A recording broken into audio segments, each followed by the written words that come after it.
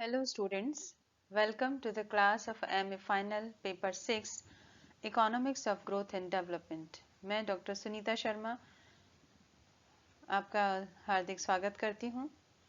आज हम पढ़ने जा रहे हैं आर्थिक आयोजन इकोनॉमिक प्लानिंग पार्ट 2। पार्ट 1 में हमने डिस्कस किया था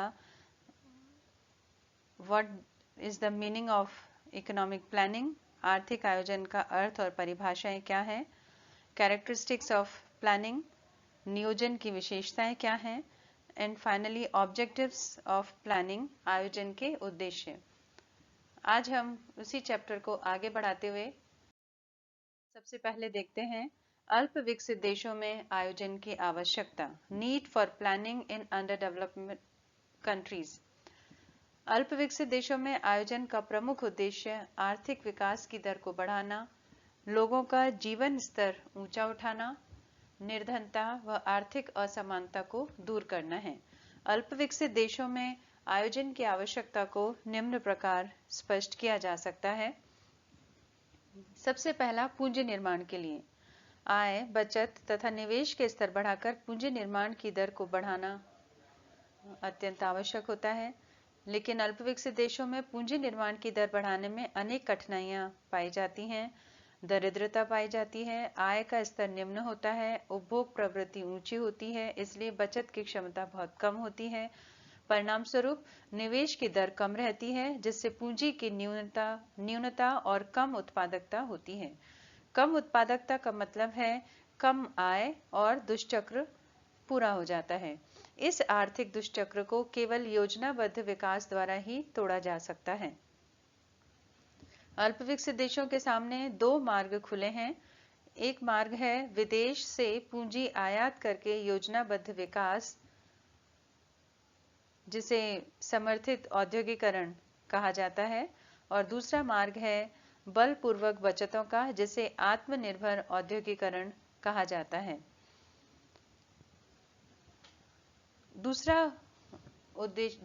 दूसरी जो महत्वपूर्ण कारण है जिसकी वजह से अल्प विकसित देशों में आयोजन की आवश्यकता को महसूस किया जाता है, वो है बेरोजगारी दूर करने के लिए।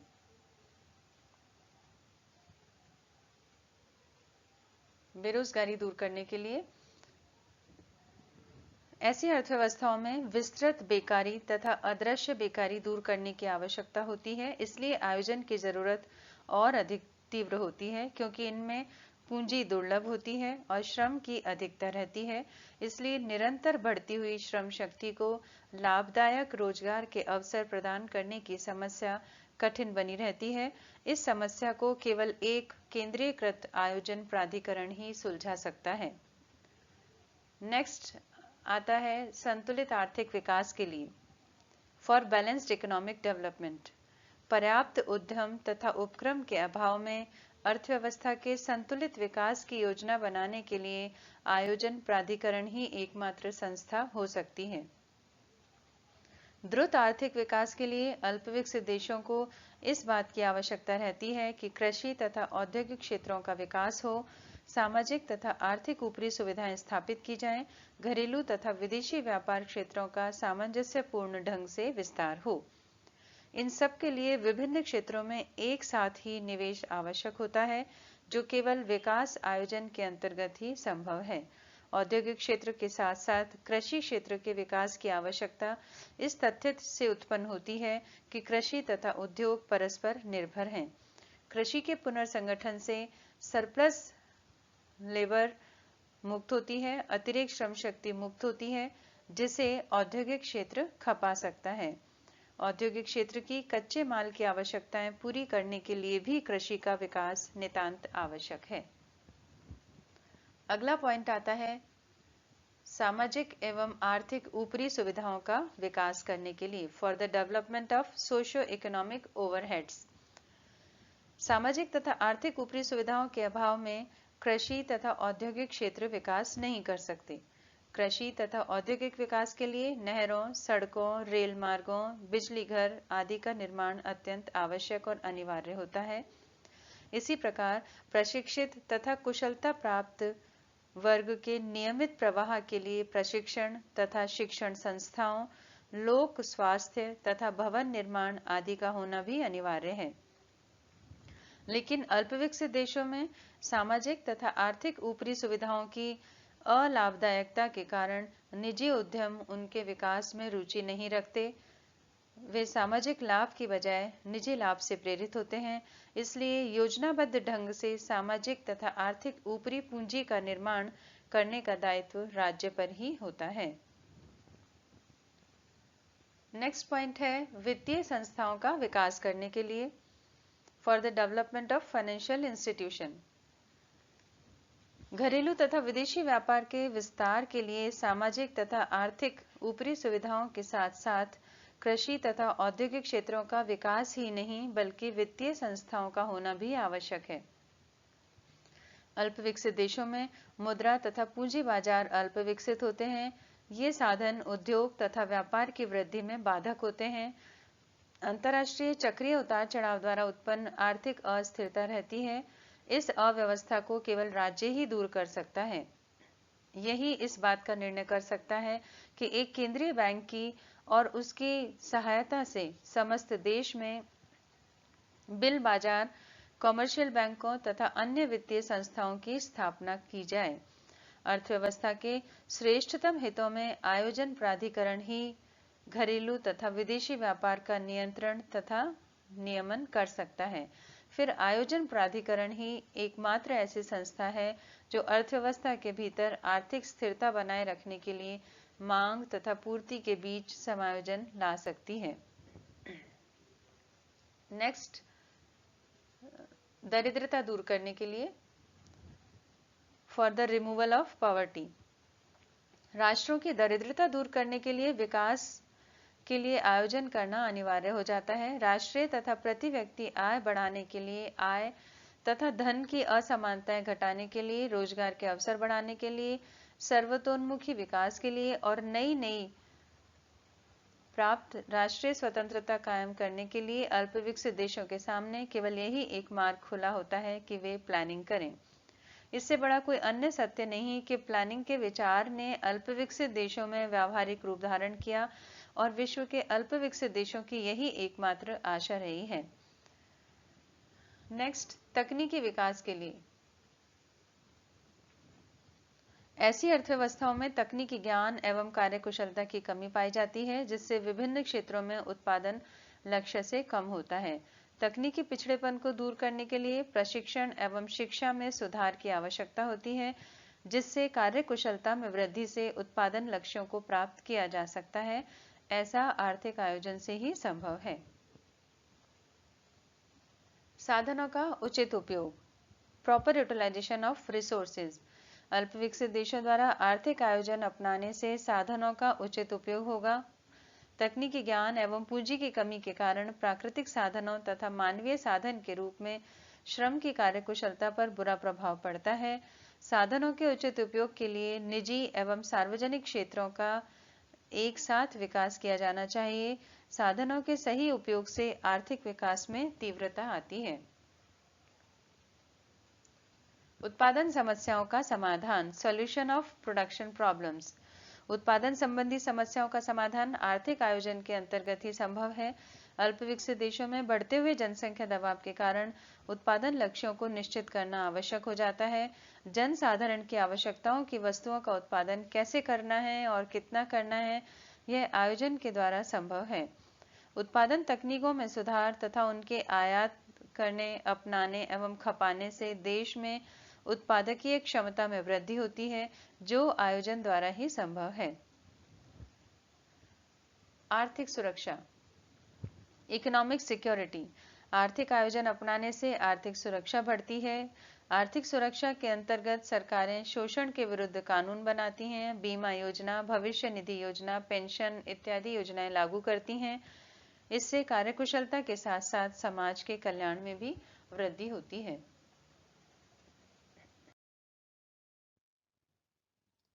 इसके पश्चात हम देखते हैं कि विकास आयोजन की समस्याएं क्या हैं। Problems of development planning.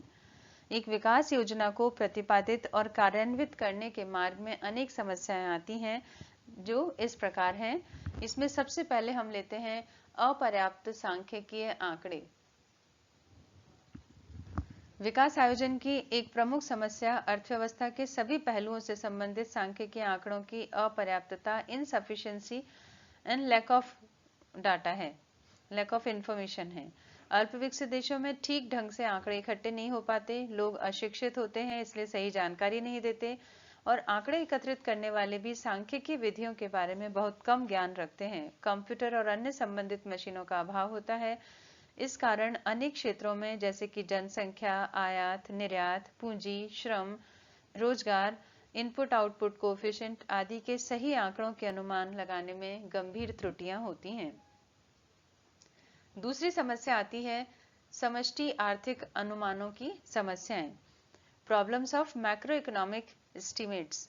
प्रत्येक विकास योजना में कुल राष्ट्रीय उत्पाद या आय, कुल बचत तथा कुल निवेश के सबसे वांछनीय काल पथ पर समष्टि आर्थिक अनुमान लगाए जाते हैं। योजना के प्रतिपादन के समय इनसे संबंधित आंकड़े एक आधार वर्ष के लिए ज्ञात होते हैं, परंतु समस्या कुल बचत अथवा बचत अनुपात के इष्टतम स्तर को जानने की है। इष्टतम स्तर वह है जिसमें अधिक या कम बचत करना वांछनीय होता है, परंतु बचत के ऐसे इष्टतम स्तर को तक पहुंच पाना संभव नहीं होता। मॉडलों के प्रयोग की सीमाएं, limitations of the use of models. विकास आयोजन से संबंधित एक अन्य समस्या अधिकतर टिनबर्गन प्रकार के मॉडलों के प्रयोग की रही है। ये मॉडल उद्देश्यों के एक निश्चित समूह को प्राप्त करने के लिए लक्ष्यों तथा उपकरणों के विशेष विवरणों की अपेक्षा रखते हैं। इन उद्देश्यों को किसी प्रकार के सूचक के अनुरूप बनाना पड़ता है तथा कम से कम उतने उपकरण होने चाहिए जितने स्वतंत्र लक्ष्य होते हैं। यह प्रक्रिया सहायक हो सकती है लेकिन भ्रम पैदा करने वाली भी हो सकती है, क्योंकि योजना वास्तव में तर्क में प्रयोग नहीं है परंतु समर्थन जुटाने के लिए एक राजनीतिक समर्थन है। लक्ष्य और उपकरण सुचारू रूप से अलग करने योग्य नहीं है, जैसे कराधान, लगान, विनिमय दरें। आयोजन की प्रक्रिया में लक्ष्य और उपकरण परिवर्तित होते हैं। स्थिर कीमतें, कांस्टेंट प्राइसेस। एक विकास योजना इस मान्यता पर आधारित होती है कि योजना अवधि में कीमतें स्थिर रहती हैं। ऐसी स्थिति में अनुमानों के गलत होने की संभावना हो सकती है, क्योंकि विकास आयोजन में कीमतों में परिवर्तन अनिवार्यतः होते ही हैं। कीमतों में परिवर्तन आंतरिक कारकों तथा निर्यातों में वृद्धि एवं आयात कीमतों में वृद्धि से संबंधित हो सकते हैं। फिर कीमत निर्धारण योजना के भौतिक अथवा वित्तीय परिव्ययों के साथ जुड़ा नहीं होता, जो भौतिक अथवा वित्तीय लक्ष्यों की गणना और उनकी उपलब्धियां अवास्तविक बना देता है। निजी क्षेत्र योजना पर कोई नियंत्रण नहीं, no control over private sector plan. एक विकास योजना सार्वजनिक और निजी दोनों क्षेत्रों के लिए आवंटन की स्कीमों का प्रबंध करती है। क्योंकि सरकार निजी क्षेत्र पर पूरा नियंत्रण नहीं करती, इसलिए निजी क्षेत्र से संबंधित योजना भौतिक लक्ष्यों और वित्तीय आवंटनों के अनुसार कभी भी कार्यान्वित नहीं होती। इसका कारण यह होता है कि सरकारी तंत्र और निजी क्षेत्र के बीच इस संबंध में कोई विशेष संपर्क नहीं होता। मुख्य समस्या सरकार द्वारा केंद्रित निर्णयकरण तथा निजी क्षेत्र द्वारा विकेंद्रित कार्यान्वयन में विरोध की है। निजी स्तर पर डिसीजन अक्सर गलत हो जाता है क्योंकि यह योजना के उद्देश्य और लक्ष्यों के विरुद्ध होता है। दूसरी ओर सेंट्रलाइज डिसीजन भी अदक्ष होता है। ये दोनों भिन्न कारक विकास योजना को कार्यान्वित करने में समस्याएं उत्पन्न करते हैं। अतः एक विकास योजना में निजी क्षेत्र एक कमजोर कड़ी हो जाती है। स्थिर पूंजी उत्पादन अनुपात, कांस्टेंट कैपिटल आउटपुट रेशियो। एक विकास योजना स्थिर पूंजी उत्पादन अनुपात को मानकर चलती है। पूंजी उत्पादन अनुपात वह तत्व है जिस पर योजना के प्रोजेक्शन आधारित होते हैं। यह अनुपात बताता है कि पूंजी स्टॉक में प्रत्येक वृद्धि से राष्ट्रीय उत्पादन में आनुपातिक कितनी वृद्धि होती है। एक अल्पविकसित देश में पूंजी उत्पादन अनुपात अर्थपूर्ण ढंग से मापने योग्य नहीं होता। विकास आयोजन की प्रारंभिक अवस्था में यह अधिक ही होता है और उसके पश्चात कम होना प्रारंभ कर देता है। वास्तव में यह अनेक कारकों पर निर्भर करता है, जैसे संसाधनों की उपलब्धता, नियोजित पूंजी की मात्रा, तकनीकी उन्नति, निवेश की दर आदि। उदाहरण के लिए, एक देश जो विदेशी पूंजी की बहुत अधिक मात्रा प्रयोग करता है, उसमें पूंजी उत्पादन अनुपात माने गए अनुपात से अधिक होगा। अथवा यदि देश लॉन्ग टर्म की पूंजी प्रधान परियोजनाओं के विकास की योजनाएं चालू करता है तो योजना में लिए गए अनुपात से वास्तविक पूंजी उत्पादन अनुपात अधिक होगा। साधनों, आगतों और निर्गतों में स्थिर संबंध, fixed relationship between factor inputs and output. विकास मॉडलों की मुख्य समस्या यह होती है कि वे साधन, इनपुट और आउटपुट में कांस्टेंट रिलेशन मानते हैं, स्थिर संबंध मानते हैं। वास्तव में उनके संबंध एक विस्तृत क्षेत्र के बीच वेरिएबल होते हैं। अल्प विकसित देशों में आगतें दुर्लभ होती हैं, इसलिए निर्गतें ऐसी आगतों के साथ रिजिड तौर से संबंधित नहीं होती। निर्गतों को प्रभावित करने वाले और भी फैक्टर्स होते हैं। योजना नीतियों और वार्षिक बजट में समन्वय न होना, no coordination between plan policies and annual budgets. प्रत्येक योजना में वित्तीय संसाधनों का प्रावधान वार्षिक बजटों में किया जाता है, लेकिन अल्पविकसित देशों में संस्थानिक कठोरताओं और दुर्लभताओं के कारण योजना नीतियों और वार्षिक बजटों में समन्वय का अभाव पाया जाता है। परिणाम स्वरूप योजना को बजट न तो प्रतिबिंबित करता है और न ही कार्यान्वित करता है।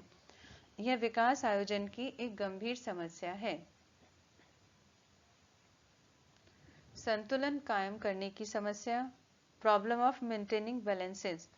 विकास आयोजन की अन्य समस्या अर्थव्यवस्था के विभिन्न खंडों में संतुलन कायम करने की है। संरचनात्मक कठिनाइयों के कारण अल्प विकसित देशों में आंतरिक इंटरनल कंसिस्टेंसी प्राप्त करना संभव नहीं होता। हो सकता है कि देश योजना के निर्धारित लक्ष्यों को प्राप्त करने के लिए आवश्यक स्थिति तक न पहुंच सके। इसका मुख्य कारण अर्थव्यवस्था में वस्तुओं एवं सेवाओं की मांग और पूर्तियों में समग्र संतुलन न हो सकना है। उदाहरण के लिए, अप्रत्याशित रूप से फसलों के खराब हो जाने से कृषि वस्तुओं की पूर्ति यदि कम हो जाए या बिजली की पूर्ति में कमी होने से औद्योगिक उत्पादन कम हो जाए, इनका कुप्रभाव अर्थव्यवस्था के विभिन्न खंडों पर पड़ेगा। इस प्रकार आयोजन में अर्थव्यवस्था के विभिन्न खंडों में संतुलन कायम करने की समस्या पाई जाती है। अनिश्चितताओं का होना, एग्जिस्टेंस ऑफ अनसर्टेनिटीज।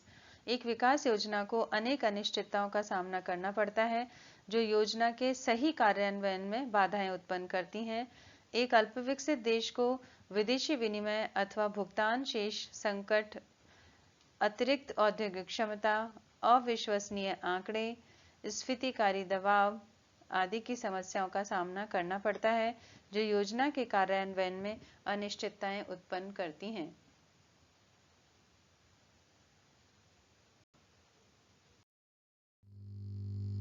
अब हम देखते हैं कि योजना बनाने और सफल आयोजन के लिए कौन कौन सी शर्तों का पूरा किया जाना आवश्यक है। सबसे पहला, योजना आयोग, प्लानिंग कमीशन। योजना की सबसे पहली अपेक्षा है एक योजना आयोग होना चाहिए जिसे उचित ढंग से संगठित किया जाए। इसके प्रत्येक कार्य को पृथक पृथक विभागों और अधिकारियों में बांटा जाना चाहिए। अर्थशास्त्री, साहित्य, सांख्यिकी विशेषज्ञ, तकनीकी और प्रशासनिक कार्यों के विशेषज्ञ इसमें शामिल होने चाहिए। इसके अलावा विकास संबंधी नीतियों जैसे वित्तीय, राजकोषीय, विदेशी व्यापार आदि का विशेष ज्ञान रखने वाले विशेषज्ञ तथा अर्थव्यवस्था के विभिन्न क्षेत्रों में जैसे कृषि, उद्योग, यातायात, संचार आदि का व्यावहारिक ज्ञान रखने वाले व्यक्ति होना भी आवश्यक है। दूसरा, योजना अवधि। अर्थव्यवस्था को सुचारू रूप से चलाने के लिए योजना आयोग बनाया जाता है जिसकी कार्य योजना का प्रारूप तैयार करते हुए योजना अवधि को भी निर्धारित किया गया था। अर्थव्यवस्था में उपलब्ध साधनों और स्रोतों को ध्यान में रखकर योजना की अवधि निर्धारित की जाती है। इसके पश्चात निरंतर तथा स्थायी आयोजन, कंटिन्यूअस एंड परमानेंट प्लानिंग। आयोजन की सफलता के लिए योजना आयोग को देश के आर्थिक विकास के लिए निरंतर योजनाएं लागू करनी चाहिए। सबसे पहले दीर्घकालीन योजनाएं लागू की जाती हैं जिन्हें सफलतापूर्वक चलाने के लिए अल्पकालीन योजनाओं में लागू किया जाता है। इस प्रकार दीर्घकालीन लक्ष्यों को विभिन्न अवधियों में पूरा किया जाता है। जैसे लॉन्ग टर्म की प्लानिंग 10, 15, 20 वर्ष की हो सकती है और उसमें हम छोटी छोटी शॉर्ट टर्म प्लानिंग जैसे एक साल की प्लानिंग या 3 या 5 या 7 वर्षों की प्लानिंग कर सकते हैं। नेक्स्ट आता है लक्षण और प्राथमिकताओं का निर्धारण, fixation of targets and priorities. लक्ष्य साहसपूर्ण और अर्थव्यवस्था के प्रत्येक पक्ष को समाविष्ट करने वाले होने चाहिए। उसमें क्या शामिल होना चाहिए? क्वांटिटेटिव प्रोडक्शन टारगेट्स, मात्रात्मक उत्पादन लक्ष्य, खाद्यान्न, कोयला, स्टील, खाद आदि के कितने मिलियन टन और कितनी अधिक विद्युत शक्ति क्षमता के किलोवाट, रेल मार्ग, सड़कों के इतने मीटर, इतनी अतिरिक्त प्रशिक्षण संस्थाएं, राष्ट्रीय आय की कितनी वृद्धि आदि। ये लक्ष्य केवल सरकारी संस्थाओं के लिए नहीं बल्कि कम से कम अधिक बड़ी निजी फर्मों के लिए भी निर्धारित किए जाएं, ताकि यह देखा जा सके कि थोड़ी पूर्ति का माल उसी उद्देश्य के लिए प्रयोग होता है जिसके लिए कि वह है। अर्थव्यवस्था की एक निश्चित वृद्धि दर प्राप्त करने के उद्देश्य से उन्हें परस्पर संगत होना चाहिए, कंसिस्टेंसी होनी चाहिए। इसके लिए प्राथमिकताएं निर्धारित करना आवश्यक होता है। जितना भी अवेलेबल फिजिकल कैपिटल है और ह्यूमन रिसोर्सेज है, उन्हें ध्यान में रखते हुए अर्थव्यवस्था की शॉर्ट टर्म और लॉन्ग टर्म रिक्वायरमेंट्स के आधार पर हमें प्रायोरिटीज निश्चित करनी चाहिए। जिन स्कीम्स और प्रोजेक्ट्स को पहले पूरा करना जरूरी है उन्हें प्रायोरिटी पर रखें, जबकि कम महत्वपूर्ण स्कीम्स और प्रोग्राम्स को नीचे प्राथमिकता में रखा जाए। प्रायोरिटीज की स्कीम कठोर नहीं हो बल्कि उसे देश की आवश्यकताओं के अनुसार बदला जा सकना चाहिए। इसके बाद आता है लचीलापन, फ्लेक्सिबिलिटी। आयोजन की सफलता के लिए जरूरी है कि योजनाओं के लक्ष्य अर्थव्यवस्था में परिवर्तनों के अनुसार निर्धारित किए जाएं। वार्षिक योजनाएं पंचवर्षीय योजनाओं को लागू करने के लिए देश के वित्तीय संसाधनों को ध्यान में रखकर बनाई जाती हैं। ऐसी योजनाओं में फ्लेक्सिबिलिटी हो, लचीलापन हो और ये अर्थव्यवस्था में संरचनात्मक परिवर्तनों को ध्यान में रखते हुए उद्देश्यों और लक्ष्यों में परिवर्तन संभव होता है। सांख्यिकीय आंकड़े, स्टैटिस्टिकल डाटा। उत्कृष्ट आयोजन की एक आवश्यक शर्त है कि देश के वर्तमान और संभाव्य साधनों का पूर्ण सर्वेक्षण हो। देश के कुल उपलब्ध भौतिक पूंजी और मानवीय संसाधनों के संबंध में सांख्यिकीय आंकड़े तथा सूचना के संग्रह के लिए इस प्रकार का सर्वेक्षण अत्यंत आवश्यक होता है। उपलब्ध तथा संभाव्य प्राकृतिक संसाधनों, उनके शोषण की श्रेणी, कृषि तथा औद्योगिक उत्पादन, परिवहन, तकनीकी तथा अतकनीकी सेवा वर्ग आदि से संबंधित आंकड़े आयोजन में निश्चित लक्ष्यों और प्राथमिकताओं के लिए आवश्यक हैं। इसके लिए योजना के व्यवस्थापन हेतु सांख्यिकीय आंकड़े तथा सूचना इकट्ठी करने के लिए सांख्यिकीय कार्यालयों के जाल से युक्त एक केंद्रीय सांख्यिकीय संगठन बनाया जाना चाहिए। समन्वित आयोजन, इंटीग्रेटेड प्लानिंग। योजना के उद्देश्य उपलब्ध साधनों के सर्वेक्षण पर आधारित होते हैं। इसके लिए योजना आयोग, सर्वेक्षण एवं अनुसंधान विशेषज्ञों द्वारा योजना का प्रारूप तैयार करना और संसद द्वारा इसे पास करना इत्यादि। उदाहरण के लिए, यदि देश में एक योजना पहले कार्यान्वित हो चुकी है, दूसरी योजना यह पुनरीक्षित करती है कि राष्ट्रीय आय, निवेश, बचत, उपभोग तथा जनसंख्या में क्या परिवर्तन हुए हैं और पूर्ववर्ती योजना में अर्थव्यवस्था के विभिन्न क्षेत्रों की क्या प्रगति रही है। समय समय पर योजना के मूल्यांकन और यहाँ तक कि योजना अवधि के दौरान वार्षिक आर्थिक सर्वेक्षण का प्रकाशन भी अगली योजना के लिए अर्थव्यवस्था की प्रगति का चित्र प्रस्तुत करने में सहायक हो सकते हैं। इसके पश्चात पर्याप्त वित्तीय संसाधन, सफिशिएंट फाइनेंशियल रिसोर्सेज। योजनाओं को सफलतापूर्वक लागू करने के लिए पर्याप्त वित्तीय संसाधन जुटाना भी आवश्यक है और संसाधन जुटाने का संबंध योजना के फाइनेंशियल मैनेजमेंट के लिए फंड कलेक्शन करने की स्कीम से होता है। नेक्स्ट, उचित संतुलन कायम रखना, मेंटेनिंग प्रॉपर बैलेंस। यहाँ पर अर्थव्यवस्था के उचित संतुलन में होने अर्थव्यवस्था के उचित संतुलन होना चाहिए अर्थव्यवस्था के विभिन्न क्षेत्रों के बीच, ताकि एक पक्षीय विकास और अड़चनों से बचा जा सके। उपभोग और उत्पादन वस्तु क्षेत्र के बीच, निजी और सार्वजनिक क्षेत्र के बीच, आंतरिक वित्त और विदेशी मुद्रा के बीच, उत्पादन की पूंजी और श्रम गहन तकनीकों के बीच संतुलन होना चाहिए। इन संतुलनों को कायम रखने के लिए राज्यों को चाहिए कि कुछ आवश्यक कदम यहाँ पर उठाए जाएं। नेक्स्ट, समुचित विकास नीति, प्रॉपर डेवलपमेंट पॉलिसी। राज्यों को चाहिए कि विकास योजना की सफलता के लिए और विकास प्रक्रिया में उत्पन्न होने वाली अप्रत्याशित बाधाओं से बचने के लिए समुचित विकास नीति का निर्धारण किया जाए।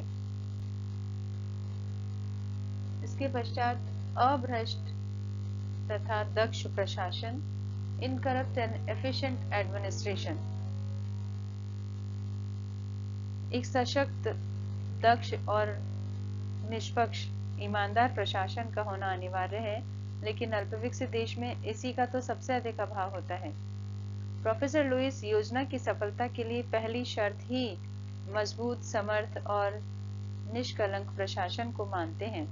अल्पविकसित देशों में केंद्रीय मंत्रिमंडल को चाहिए कि तकनीकी परामर्शदाताओं से भली प्रकार जांच कराएं, बिना महत्वपूर्ण आर्थिक निर्णय न करें, बिना परिचर्चा के महत्वपूर्ण आर्थिक निर्णय न करें। विविध मंत्रालयों से योग्य प्रशासकीय स्टाफ नियुक्त किया जाए, जो प्रस्तावित योजनाओं को प्रारंभ करने से पहले उनके संबंध में अच्छी संभाव्यता रिपोर्ट तैयार करें। नेक्स्ट, शिक्षणात्मक आधार, एन एजुकेशनल बेस। स्वच्छ तथा दक्ष प्रशासन के लिए दृढ़ शिक्षणात्मक आधार नितांत आवश्यक है। सफलता के लिए आयोजन को लोगों के नैतिक तथा सदाचार विषयक स्तरों का ध्यान रखना पड़ेगा। हम तब तक प्रशासन में मितव्ययता तथा दक्षता की आशा नहीं कर सकते जब तक कि लोगों के नैतिक तथा सदाचार संबंधी मूल्य ऊंचे न हों। यह तब तक संभव नहीं हो सकता जब तक कि राज्य शिक्षणात्मक आधार का निर्माण न हो, जिससे शैक्षणिक तथा तकनीकी दोनों क्षेत्रों में शिक्षा दी जा सके। अंत में सार्वजनिक सहयोग, पब्लिक कोऑपरेशन। सबसे बढ़कर प्रजातंत्र मूलक देश में योजना को सफलतापूर्वक क्रियान्वित करने के लिए सार्वजनिक सहयोग को एक महत्वपूर्ण साधन समझा जाता है। यहाँ आर्थिक आयोजन के लिए लोगों के अपरिमित सहयोग की आवश्यकता होती है। आर्थिक आयोजन दलीय राजनीति से ऊपर होना चाहिए, लेकिन साथ ही इसे सब दलों का समर्थन भी प्राप्त होना चाहिए। जब लोगों के प्रतिनिधि योजना को अनुमोदन प्रदान कर दें तो उसे राष्ट्रीय योजना समझा जाए, क्योंकि सार्वजनिक सहयोग के बिना कोई भी योजना सफल नहीं हो सकती। आज के वीडियो में हम यहीं पर समाप्त करते हैं और नेक्स्ट वीडियो में हम अपने इस प्लानिंग चैप्टर को पूरा कर पाएंगे और अगले वीडियो में हम पढ़ेंगे डिमांड प्रोजेक्शन। तब तक के लिए गुड बाय।